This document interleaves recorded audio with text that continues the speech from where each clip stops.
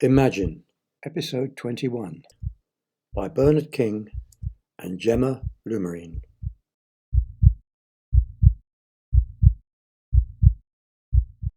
Jerome's death had finished Imagine, but it was a cheat ending and not acceptable.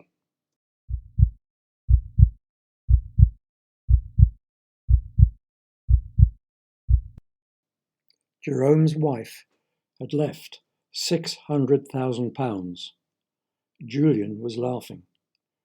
Gemma sank to her knees with relief, weak from the mountain of tension she had just climbed. Should have opened it before he topped himself. Julian's voice was dangling upside down and revolving slowly. Gemma had gone. The phone box was empty. Walking slowly back to her car, disappointment took her hand. Imagine would finish with the death of Jerome. The story was finished, the drama had gone. She could feel the fire she had for the work starting to die. Okay, she could play with a few paragraphs, point a bit of pity for him, and another ladle of detestation for her. She could walk off into the sunset, having won the game, knocked the ideals of justice and fair play into a bottomless pit. Yes, that's how she would write the ending. It was not what she had planned, but if she polished the last few lines well, it would stand up. Then, Imagine would really be finished. It would be the end. The end, in capital letters, was sitting below the text in the middle of the screen. Now, that really was crap. It had been a good story, but it was a cheat finish, yelling of lazy writing. She was not at all satisfied. If she was not satisfied, her readers would not be either. She leaned back painfully in her chair. Years ago, writers suffered from cramp in their fingers. Now it was their back that took the punishment. She should go away on holiday, lie on a beach, and try and think of a decent ending for Imagine. But words were her magnets. The end was annoying her. For God's sake, with all her experience, she should be able to plot the end better.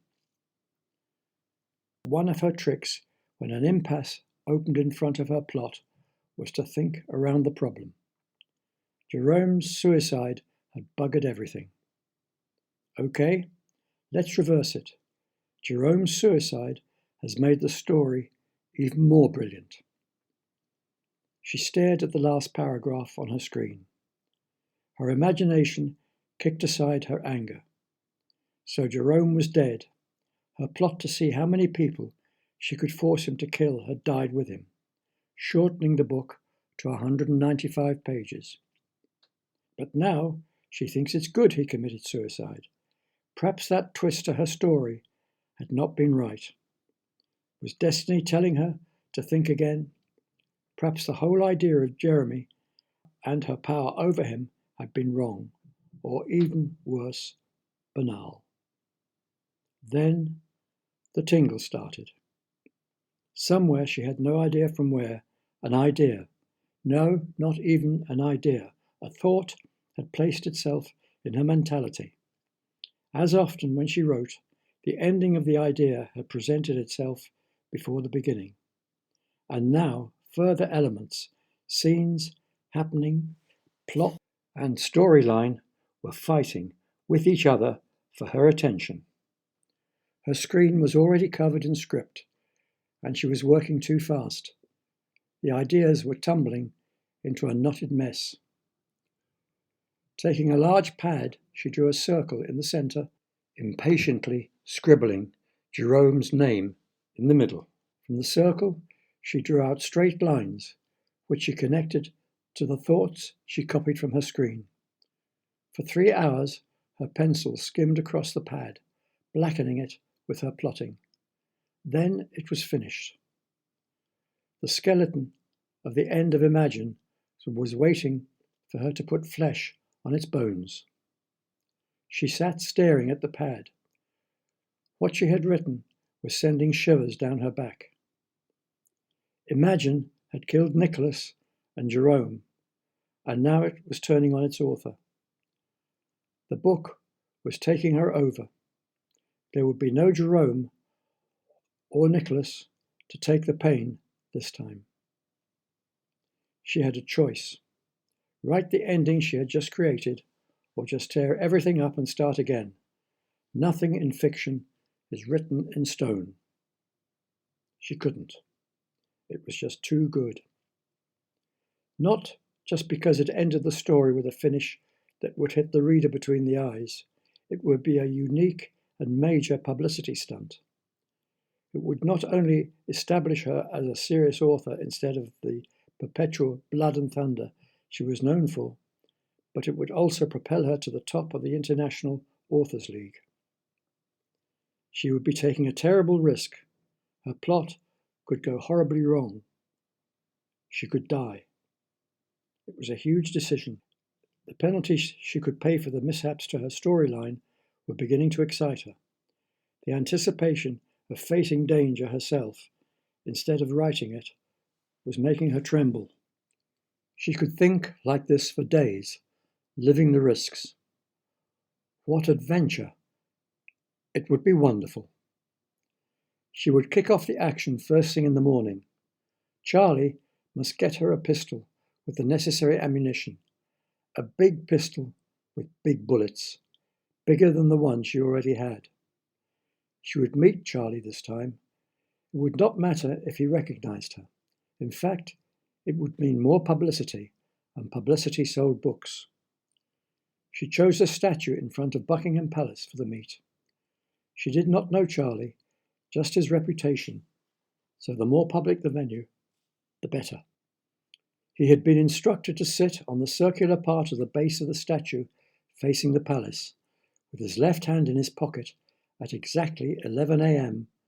the next day. She walked past him twice before he gave her a second look. On the third circuit, she stopped before him and held out her hand. He moved to shake it, but his hand was brushed aside. Give. Gemma was not smiling. Yeah, give. Charlie was not smiling either, just holding out his hand with an outstretched palm.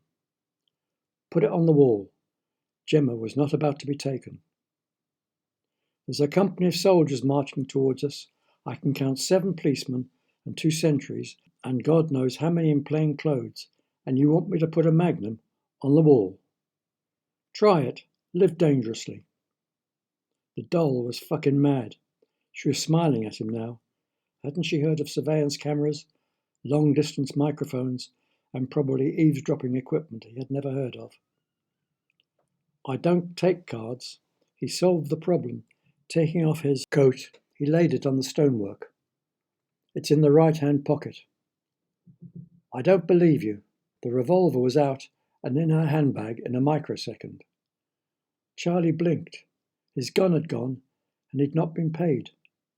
This had never happened before. Usually he was in charge, but this muff was something else. I don't take checks.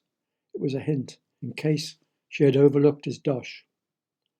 I could walk, and there is absolutely nothing you could do about it. She was teasing, but more importantly, she was counting. Banknotes on top of his coat. The total was correct. He had added it up before she laid the last note down. He scooped up the money, then paused. You can go. The flip of her hand was dismissive.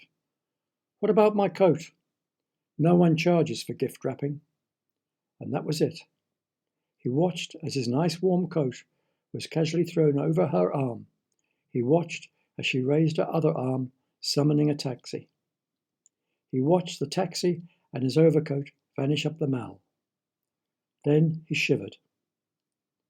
But the shiver quickly stopped, overcome by the warm glow from his pocket containing his latest bankroll.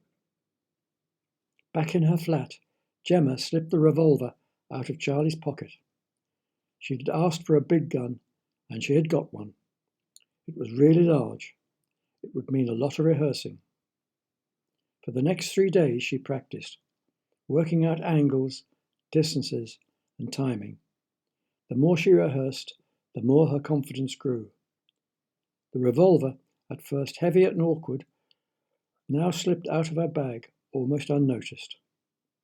She repeated and repeated actions until all possible variables had been covered. By the Tuesday, she was ready. That evening, she typed slowly and thoughtfully as she placed her emotions into the pages of Imagine, each line taking the plot and Gemma Lumarine towards an ending that would intrigue the reader, but from which Gemma, with even all her imagination, could not escape.